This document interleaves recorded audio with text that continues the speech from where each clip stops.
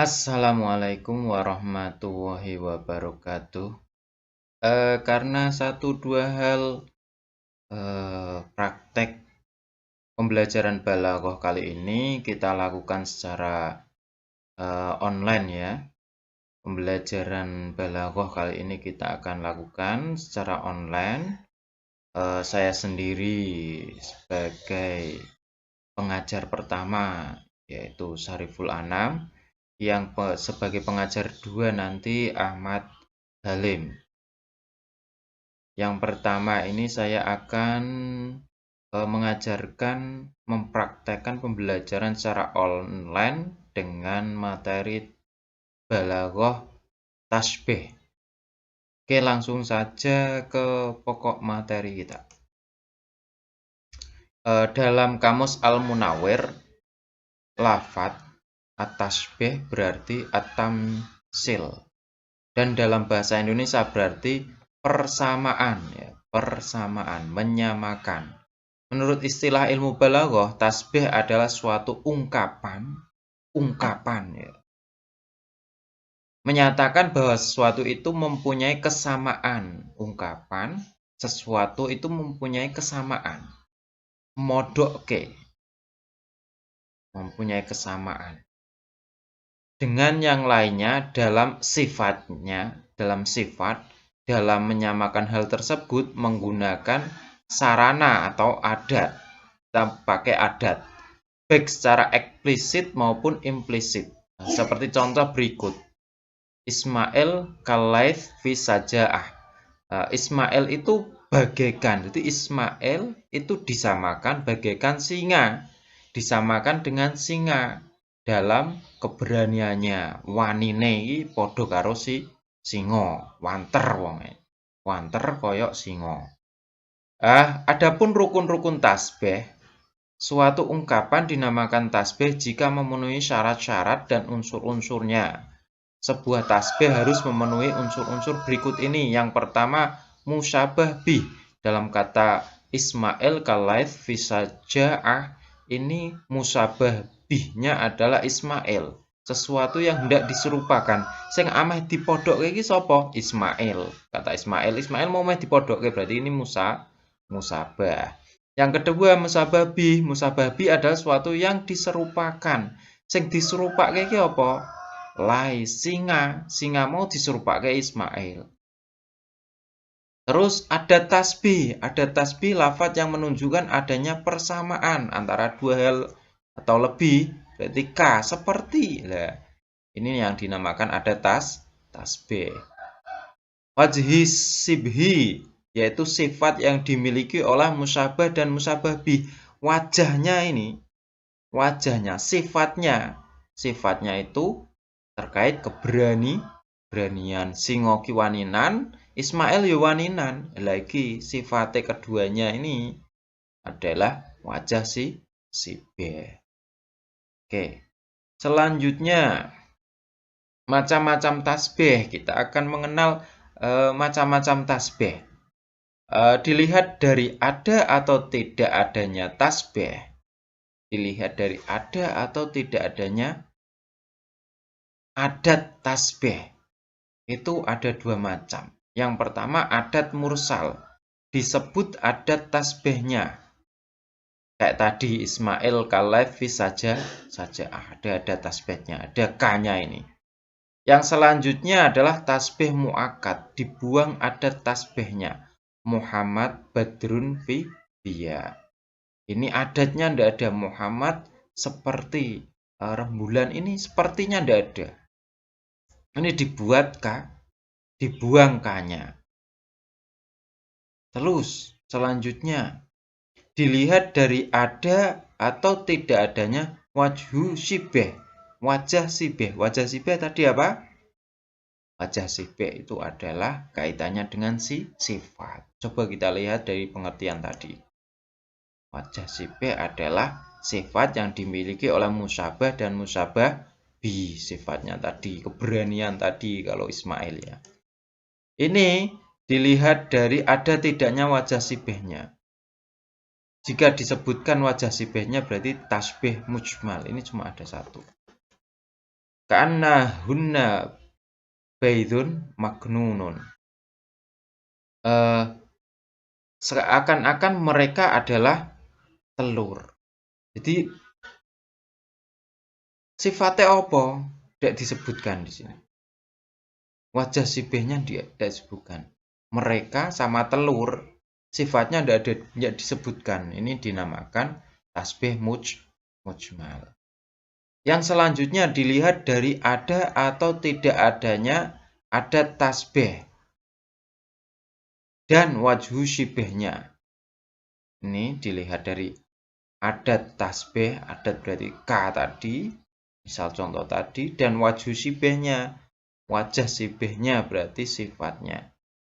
Yang pertama tasbih balaih, dibuang adat tasbih dan wajah sibihnya. Adatnya dibuang, wajahnya juga dibuang. Ini hanya ada satu ya. Wa azwajuhu ummahatukum. Istrinya merupakan ibu kalian. Istrinya merupakan ibu kalian. Tidak ada K-nya. K misalnya seperti ibu kalian dalam cantiknya atau dalam kepandaiannya. Ini tidak disebutkan adat dan wajah sibihnya. Selanjutnya dilihat dari tarofai tasbih, musyabah dan musyabah bihnya. Dilihat dari musyabah dan musyabah bihnya. Sesuatu yang diserupakan dan yang menyerupainya. Yang pertama tasbih mufrad. Musyabah ada satu dan musyabah bih sama juga ada satu. Wahia tajri bihim fi maujin kal jibal. Dan bahtera itu berlayar membawa mereka dalam gelombang laksana gunung, kaljibal seperti gunung. Ini musyabahnya ada satu, musyabah bihnya juga ada satu. Wahya tajri fi mauji. Jadi wajah sibih, apa tadi? Musyabah bihnya yang diserupakan itu satu. Yang akan diserupakan ada satu, yang menyerupainya juga ada satu. Yang akan diserupakan adalah bahtera. Yang akan diserupakan bahtera, yang diserupakan adalah gelombang. Yang menyerupai wajah sibihnya adalah jibal. Oke, selanjutnya yang B adalah tasbih taswiyah. Tasbih taswiyah adalah musyabah. Musyabah lebih dari satu, musyabah bih ada satu. Musyabah bih ada satu, musyabah lebih dari satu. Musyabah bih berarti yang menyerupainya ada lebih dari satu. Sodgol habibi wahali kulluhuma kalaili. Rambut kekasih yang terurai jatuh ke pelipis. Ini kan musyabahnya lebih dari satu, sedangkan musyabah bihnya satu. Rambut kekasih terurai jatuh ke pelipis dan keadaanku. Jadi rambut kekasih sama keadaanku. Keduanya seperti malam.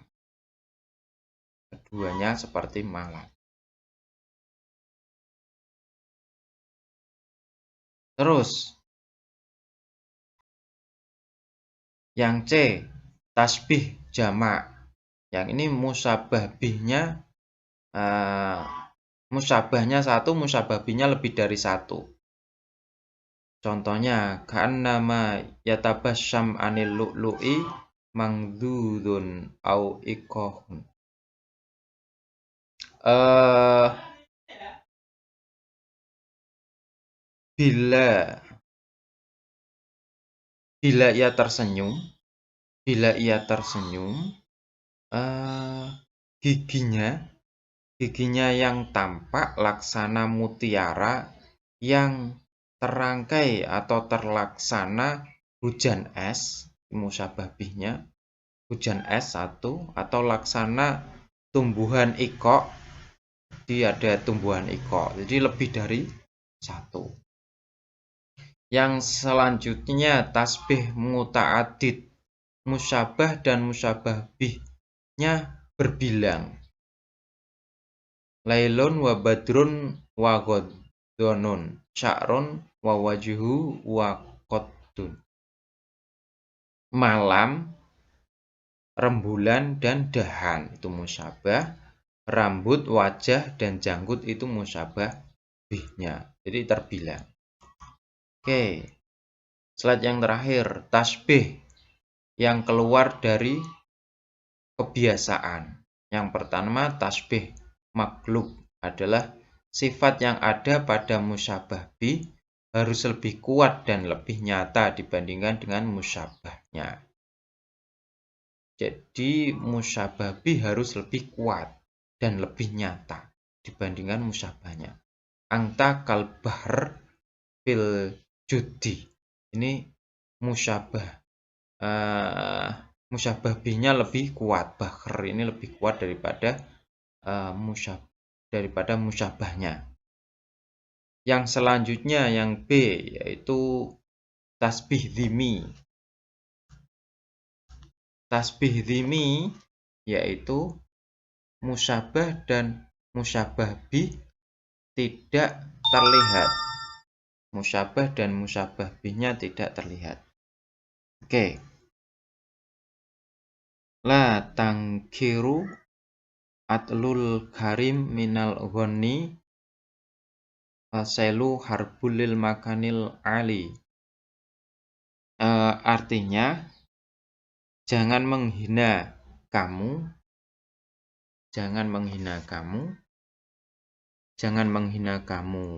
perempuan tentang kekosongan orang mulia dari kekayaan karena banjir merupakan musuh bagi tempat yang tinggi. Jadi pada syair ini tidak terdapat kata-kata berbentuk tasbih,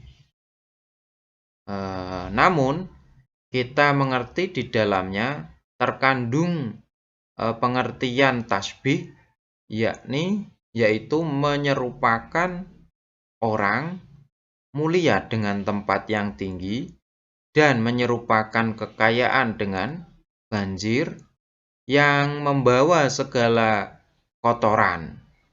Sebaliknya, banjir tidak mau naik ke permukaan yang tinggi, begitu pula kekayaan tidak mau menyertai orang-orang yang mulia. Jadi nak banjir gak mau munggah ning tempat tinggi, nak kekayaan ki gak gelem nyedai wong-wong sing mulia. Demikian penjelasan saya tentang tasbih. Selanjutnya akan dilanjutkan oleh pembelajaran oleh Mas Halim. Kurang lebihnya mohon maaf. Assalamualaikum warahmatullahi wabarakatuh. Assalamualaikum warahmatullahi wabarakatuh. Gimana kabarnya teman-teman sekalian? Di sini saya akan menerangkan tentang balaghah yang bertemakan majaz. Karena berhubung ini online, jadi saya buatkan video untuk menerangkan tentang bab majaz dalam balaghah ini. Majas, pengertian majas.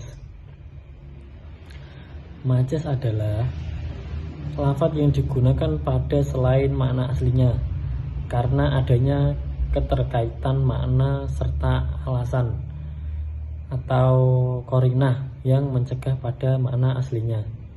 Contoh, fulan yatakallamu bidurori,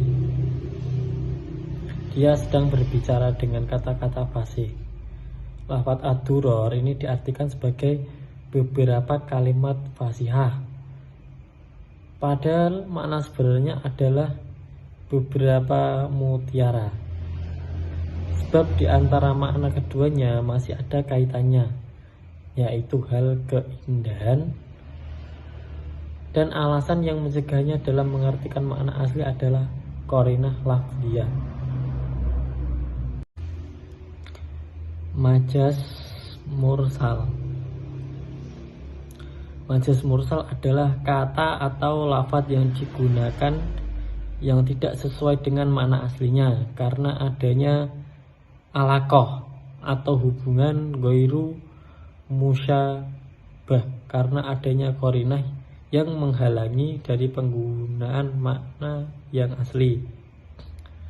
Atau singkatannya majas yang berhubungan maknanya tidak ada keserupaan. Alaqatul majas mursal. Ya.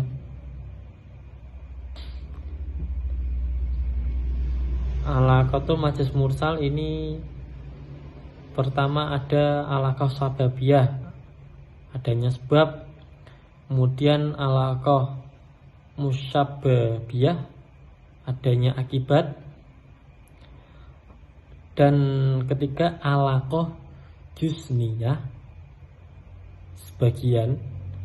Alaqah kulliyah, keseluruhan. Kemudian alaqah iktibar makan, telah terjadi atau masa lalu. Kemudian ada alaqah iktibar mayakunu, akan terjadi. Kemudian alaqah iktibar mahalliyah, menyebutkan. Kemudian majas isti'arah, ini ialah tasbih yang tidak disebutkan atau dibuang salah satu ujung tasbihnya. Maksudnya itu disebutkan atau dibuang salah satu dari musyabbah, dari musyabbah bihnya, sehingga antara makna aslinya dengan makna yang digunakan atau diinginkan ini ada keserupaan.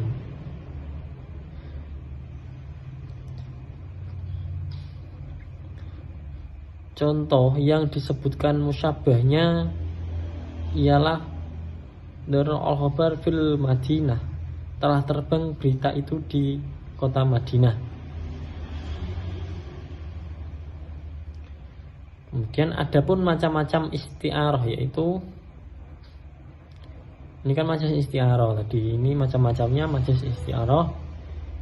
Yang pertama itu majas isti'arah yang dilihat dari sudut disebut atau tidaknya musyabbah. Jadi